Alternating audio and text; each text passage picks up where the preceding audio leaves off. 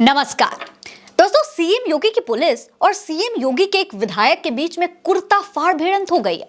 Video में देखिए, फटे कुर्ते में विधायक महोदय को यात्रा पूरी करनी पड़ी और इसके बाद वो अपनी ही सरकार और अपने ही प्रशासन के खिलाफ धरने पर भी बैठने को मजबूर हो गए। दोस्तों, ये है लोनी से भाजपा विधायक नंदकिशोर गुर्जर। बीजेपी विधायक होने के बावजूद पुलिस वाले इनसे कलश यात्रा की अनुमति लेने के लिए कह रहे थे। फिर क्या था, विधायक जी को गुस्सा आ गया, उन्होंने अपनी ताकत दिखाई और पुलिस ने अपनी। हुआ ये दोस्तों कि लोनी के खाली मैदान में एक राम कथा की कलश यात्रा करने निकले थे ये, लेकिन इनको पुलिस ने परमिशन न होने की बात कहकर रास्ते में रोक दिया। इस दौरान बीजेपी विधायक नंदकिशोर गुर्जर और उनके समर्थकों के अलावा हजारों भक्तों की भीड़ पुलिस से भिड़ गई। पुलिस ने विधायक को रोकने के लिए उनके आगे गाड़ियां लगा दी और इस धक्का मुक्की में विधायक महोदय के कपड़े तक फट गए। बताया ये जा रहा है कि बेहोशी की हालत में नंदकिशोर गुर्जर जमीन पर ही बैठ गए। जब हालत बेकाबू होने लगी तब जाकर पुलिस को बैकफुट पर आना पड़ा। वहीं पुलिस के आला अधिकारियों के अलावा चारों थानों और अतिरिक्त पुलिस बल को मौके पर बुलाना पड़ा। बाद में यात्रा नीलम फैक्ट्री रोड पर से आर्य नगर होते हुए मेन दिल्ली सहारनपुर रोड के रास्ते कथा स्थल तक पहुंची। दोस्तों, गाजियाबाद पुलिस ने कहा है इस पूरे मामले पर कि हमें सूचना मिली कि बीजेपी विधायक पुत्र परंपरा से अलग कोई जुलूस निकाल रहे हैं। हमने विधायक को बताया कि जुलूस की कोई परमिशन नहीं है। इसके बावजूद उन्होंने पुलिस से धक्का मुक्की करके जुलूस निकाला। हम एफआईआर दर्ज करेंगे, सुनिए।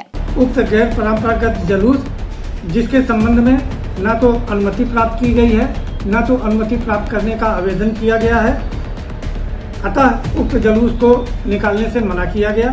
परंतु इसके बावजूद उन लोगों द्वारा पुलिस के साथ धक्का मुक्की करके आज उक्त जुलूस निकाला गया।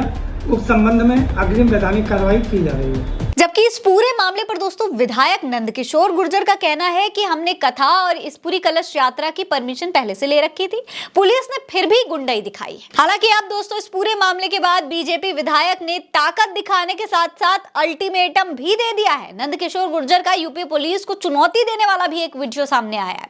सोशल मीडिया पर वायरल वीडियो में गुर्जर ये कहते हुए दिखाई दे रहे हैं कि मैं चुनौती देता हूं चीफ सेक्रेटरी, अगर तेरी मां ने दूध पिलाया है, एक कमिश्नर तेरी मां ने अगर दूध पिलाया है तो कथा के बाद गाजियाबाद में कहीं भी तय कर लेना, तेरी गोली होगी, हमारे सीने होंगे। 28 तारीख के बाद समय चीफ सेक्रेटरी का होगा। माननीय योगी आदित्यनाथ जी ने हमसे कहा था कि बोलना नहीं, हम चुप थे।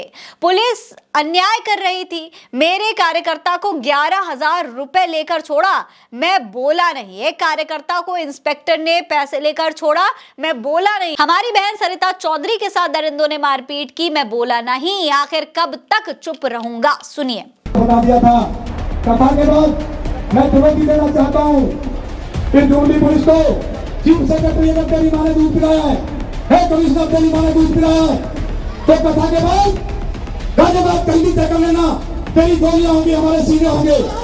यहाँ से लेकर के 28 तारीख के बाद समय चीफ सेक्रेटरी का होगा, समय चीफ सेक्रेटरी का होगा। माननीय योगी जी ने हमसे मना किया था, बोलना नहीं है, हम चुप थे। पुलिस अन्याय कर रही थी, मेरे कार्यकर्ता को करीब 11,000 रुपए लेकर छोड़ा, मैं बोला नहीं। एक कार्यकर्ता को गांधी बॉर्डर थाने के इंस्पेक्टर ने पैसे लेकर छोड़ा, मैं बोला नहीं। हमारी बहन सरिता चौधरी, उसको दरिंदों ने मारपीट की, मैंने आवाज उठाई, योगी जी ने कहा मैं बोला नहीं। कब तक चुप रहेंगे? तो साफ तौर पर यहाँ पर नंदकिशोर गुर्जर ने योगी आदित्यनाथ का नाम भी ले लिया है। ये कह दिया है कि योगी जी कहते हैं कि भैया चुप रहो, कुछ बोलो नहीं। लेकिन कब तक चुप रहें, अब तो बोलना पड़ेगा। यानी अपने ही प्रशासन के खिलाफ, अपने ही मुख्यमंत्री के खिलाफ, अपने ही पुलिस वालों के खिलाफ अब नंदकिशोर गुर्जर धरने पर बैठने को मजबूर हो चुके हैं, सवाल उठाने को मजबूर हो चुके हैं और विरोध करने पर मजबूर हो चुके हैं। दोस्तों, नंदकिशोर गुर्जर कोई पहली बार इस तरीके से अपनी सरकार का विरोध नहीं कर रहे हैं। इससे पहले भी उन्होंने अपनी सरकार पर रोजाना 50,000 गाय काटने का आरोप लगाया था। इसके अलावा एक मामले में वो ये भी कह चुके हैं कि मैं शर्मिंदा हूं, अधिकारी पैसे लूट रहे हैं, यानी कि अपने ही सरकारी अधिकारियों के खिलाफ वो ये बात कह रहे थे, भ्रष्टाचार का आरोप लगा रहे थे। ऐसे में सवाल ये उठ रहे हैं कि जब प्रदेश में एक विधायक का ये हाल है दोस्तों, तो फिर जनता का क्या हाल होगा? जब भारतीय जनता पार्टी के विधायक को ही अपनी मांग के लिए अपनी सरकार के खिलाफ धरने पर बैठना पड़ रहा हो, तो जनता क्या करेगी? जब मुख्यमंत्री खुद अपने विधायक को चुप रहने को कहते हैं, बोलने से मना करते हैं, तो जनता कैसे आवाज उठाएगी? कैसे वो विधायक जनता की आवाज बनेंगे? हालांकि दोस्तों, इस पूरे मामले को कुछ लोग गुर्जर समाज का अपमान भी बता रहे हैं। जनता का कहना है कि यही यात्रा कोई पंडित या राजपूत निकाल रहा होता तो पुलिस खुद उसे सुरक्षा देती, लेकिन यहाँ आयोजक गुर्जर है, इसीलिए उसका अपमान किया गया। आपको इस पर क्या लगता है? कमेंट सेक्शन में लिखकर हमें जरूर बताइएगा। ये खबर आप उल्टा चश्मा यूसी पर देख रहे हैं। नमस्कार।